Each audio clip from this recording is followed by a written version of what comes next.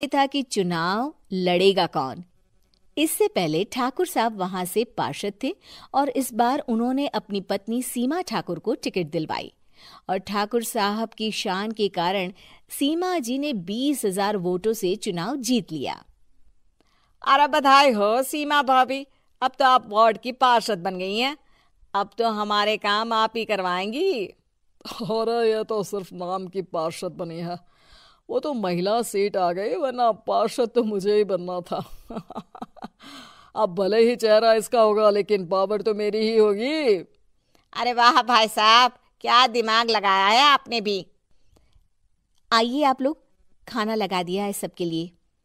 सीमा जी पार्षद बन चुकी थीं, फिर भी उनकी एक ना चलती। सारे काम ठाकुर साहब खुद ही संभाल लेते और जहां जरूरत पड़ती वहां सीमा जी का अंगूठा लगवा लेते। सीमा जी ज्यादा पढ़ी लिखी भी नहीं थी। एक दिन ठाकुर साहब और सीमा एक प्रोग्राम में जाते हैं। अरे ठाकुर साहब, आप आ गए। ओहो, पार्षद मैडम भी आ गई हैं। स्वागत है आप दोनों का। लगता है हमारे पार्षद फंड का सही इस्तेमाल हो रहा है। चलिए अब उद्घाटन करते हैं। ये लीजिए ठाकुर साहब कैची, आप ही सबसे पहले प्रवेश कीजिए। सब लोग आगे निकल जाते हैं और सीमा जी पार्षद होने के बावजूद भी पीछे खड़ी रह जाती हैं। वो देखती हैं कि वेलकम बोर्ड पर उनका नाम है, लेकिन महिला होने के कारण कोई उनका सम्मान नहीं कर रहा। अगले दिन एक आदमी उनके घर आता है। अरे ठाकुर साहब नमस्कार। कल ना हम नोटिस किए कि हमारा घर तो अवैध है और नगर निगम वाले उसे तोड़ने आ रहे हैं। अरे कुछ कीजिए ना ठाकुर साहब। देखो भाई, मैं तो ज्यादा कुछ कर नहीं सकता, पर अगर तुम सबकी जेब गर्म कर दो तो कुछ हो सकता है। कुल मिलाकर 4 लाख लगेंगे। अरे 4 लाख ठाकुर साहब? अरे भाई, मैं अपने लिए नहीं मांग रहा हूँ।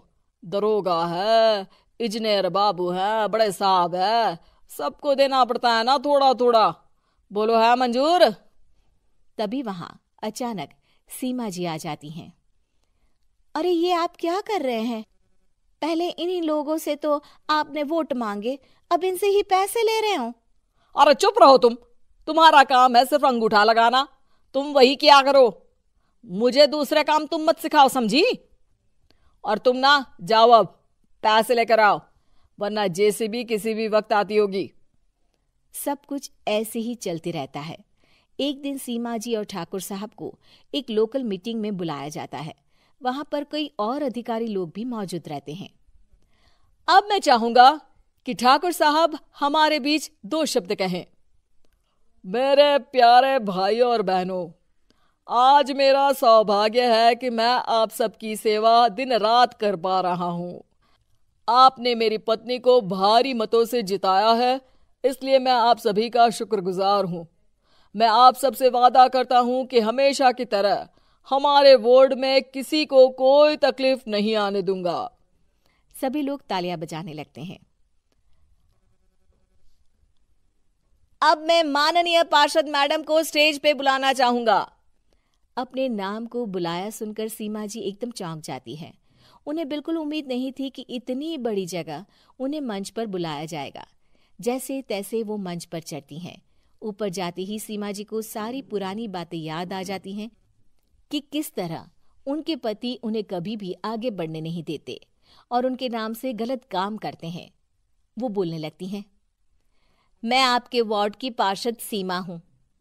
आप में से बहुत कम लोग ही मुझे जानते होंगे, क्योंकि इससे पहले मुझे कभी ऐसा मौका ही नहीं मिला। सारे मौके मेरे पार्षद पति यानी आपके ठाकुर साहब ही लेते रहे, लेकिन आज ये मौका मुझे मिला है तो मैं इसे ऐसे ही नहीं जाने दूंगी। मैं आपको ये बताना चाहती हूं कि आपके ठाकुर साहब मेरे नाम की आड़ में गैर कानूनी काम करते हैं, जिस पर अंगूठों के निशान मेरे होते थे। इसीलिए मैं अपनी गलती मानती हूं और आज अपने पद से इस्तीफा देती हूं, ताकि आगे से कोई गलत काम ना हो पाए। अब फैसला आप सबके हाथ में है कि आप हमें क्या सजा देना चाहते हैं। सीमा जी की बातें सुनकर ठाकुर साहब के चेहरे का रंग उड़ जाता है और वो शर्म से मुंह नीचा करके वहां से चले जाते हैं और पद से इस्तीफा देकर ही सही सीमा जी अपने